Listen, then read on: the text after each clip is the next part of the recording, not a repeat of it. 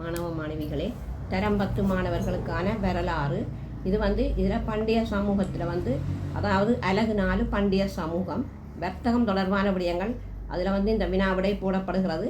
இதனுடைய மேலதிக விளக்கங்களை நேற்றைய மெயின் வீடியோவில் நீங்கள் போய் பார்க்கலாம். அதில் முழுமையான விளக்கங்கள் அங்கே தரப்பட்டிருக்கிறது. மேலதிக வினாக்களும் போடப்பட்டிருக்கின்றது.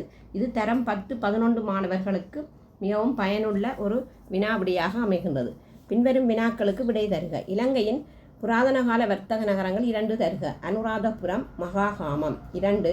அனுராதபுர நகரின் தெற்கு வாசலில் காணப்பட்டதாக கூறப்படும் வர்த்தக சந்தையின் பெயர் யாது? கால சுமண.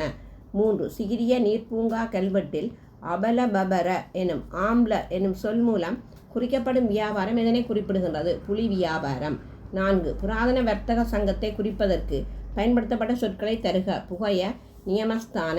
5. அம்பாந்தோட்டை வெகரகம கல்வெட்டில் கற்குகையை தானம் வழங்கிய ததபய புகைய என்ற வியாபாரியின் பெயரில் குறிப்பிடப்படும் விடயம் யாது?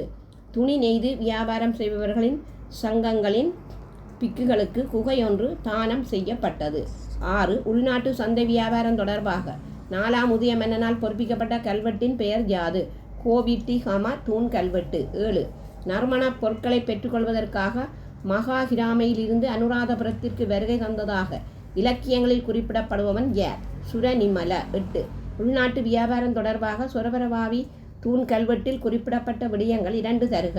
1. சந்தைக்கு வரும் வண்டிகளுக்கு வரி அறவிட வேண்டும்.